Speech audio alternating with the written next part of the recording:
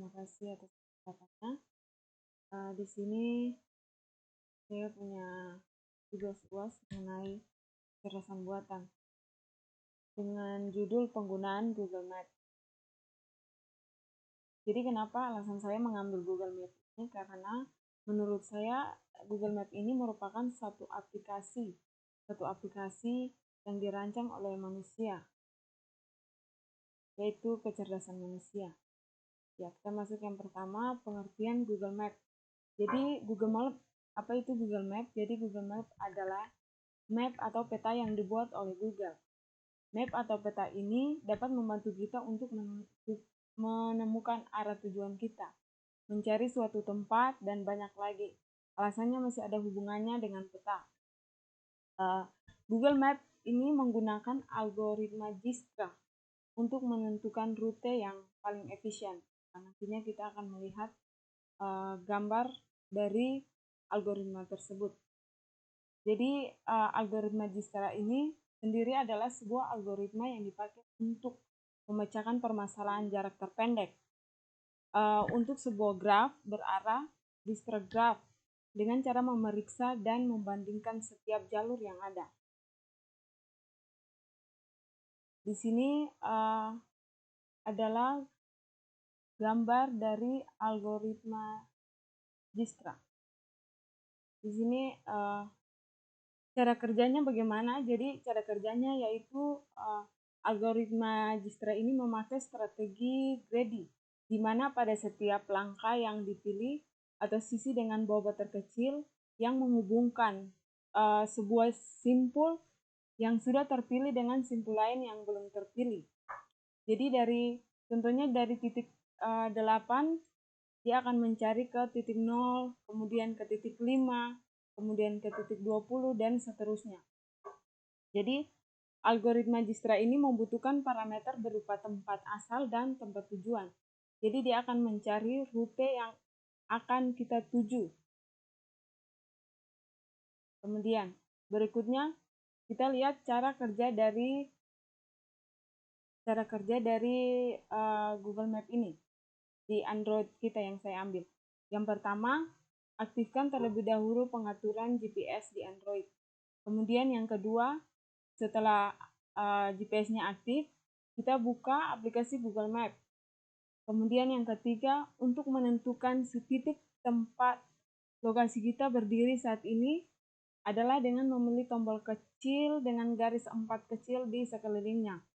Kemudian, untuk mencari jalan yang paling dekat ke lokasi yang akan kita tuju adalah dengan cara memilih tombol seperti kaca pembesar lalu ketik di pencarian lokasi yang akan kita tuju. Ini saya akan menjelaskan gambar yang ada setelah ini. Setelah ketemu lalu pilih lewat jalan mana yang ingin kita lewati atau kita tuju. Lalu kemudian klik start. Maka setelah otomatis Google Map akan menunjukkan jalan yang akan kita lewati. Di sini ada gambar yang saya screenshot dari Android saya. Jadi ini adalah titik 4 ini di mana kita akan memulai untuk mencari pencarian dari Google Map tersebut. Jadi dari titik ini dia akan menunjukkan ke gambar kedua ini, yaitu mengetik lokasi keberadaan kita. Jadi contohnya keberadaan saya berada di Talaga Raja. Di sini saya akan mencari Universitas Kristen Indonesia Maluku untuk tujuan yang ingin saya tuju. Kemudian kita pilih mulai pada titik ini, maka dengan sendirinya Google Map ini akan menunjukkan arah yang ingin kita tuju, yaitu Universitas Kristen Indonesia Maluku. Nah, dengan adanya Google Map ini, kita dapat membantu kita dalam pencarian atau rute atau jalan-jalan yang ingin kita tuju.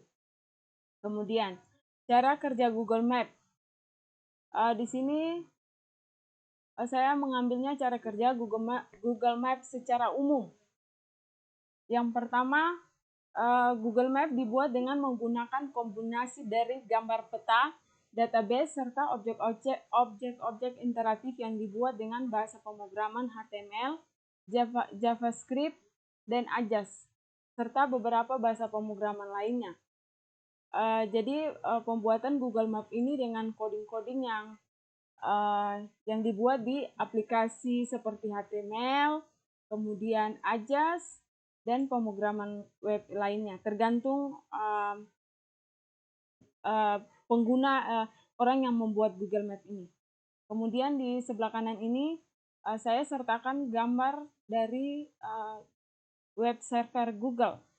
Jadi gambar-gambar yang muncul pada peta merupakan hasil kombinasi dengan database pada web server Google untuk menampilkan dari potongan-potongan yang diminta. Jadi gambar ini adalah pusat data, yang dimana di dalam pusat data atau web server ini tersimpan berkas-berkas yang ingin kita minta, atau dari klien meminta kepada web server ini, maka data-data yang ada pada web server ini akan keluar ke Android kita. Kemudian selanjutnya,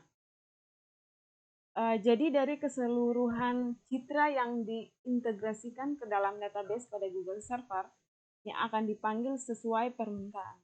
Jadi ketika kita meminta arah mana yang ingin kita tuju, maka Google Map ini akan mencari rute atau tujuan kita mau kemana. Kemudian bagian-bagian gambar map merupakan gabungan dari potongan gambar-gambar bertipe PNG yang disebut tipe yang berukuran 256 kali 256 piksel seperti pada gambar di bawah ini. Jadi saya sertakan gambar ini. Kemudian kelebihan dan kekurangan dari Google Maps ini. Jadi kekurangan dari Google Maps ini adalah tidak up to date karena tempat-tempat terbaru. Terdapat kesalahan pemetaan pada beberapa tempat, menyimpan besar, loading lama hingga tidak bisa berjalan apabila koneksi internet pengguna lemah. Jadi ketika kita membuka Google Map untuk mencari rute yang ingin kita tuju, ada pun kekurangan-kekurangan dari Google Map ini. Salah satunya yang pernah saya alami yaitu ketika saya ingin mencari rute dalam perjalanan saya, koneksi saya kurang baik sehingga dapat menyebabkan terjadinya gangguan pada Google Map ini karena jaringan saya lemah. Kemudian kelebihan dari penggunaan Google Map. Jadi kelebihannya yang pertama dapat mengetahui estimasi waktu perjalanan yang ingin kita tuju. Jadi di aplikasi Google Map itu akan menentukan jarak dengan waktu yang ada. Contohnya seperti saya mau ke Universitas Kristen Indonesia Maluku, maka dia akan menentukan waktu yang ada, contohnya seperti 15 menit atau 10 menit. Kemudian yang kedua, kelebihan dari Google Maps ini adalah dilengkapi dengan fitur ada desktop. Jadi ketika kita mau men-stop aplikasi dari Google Map ini, maka dengan sendirinya dia akan berhenti. Kemudian yang ketiga, sebagai panduan menggunakan angkutan umum. Jadi ketika kita ingin menggunakan angkutan umum, maka di Google Map tersebut, di aplikasi Google Map tersebut ada petunjuknya untuk menggunakan, contohnya seperti motor, mobil, menggunakan sepeda, jalan kaki, dan sebagainya. Sekian dan terima kasih presentasi yang saya bawakan.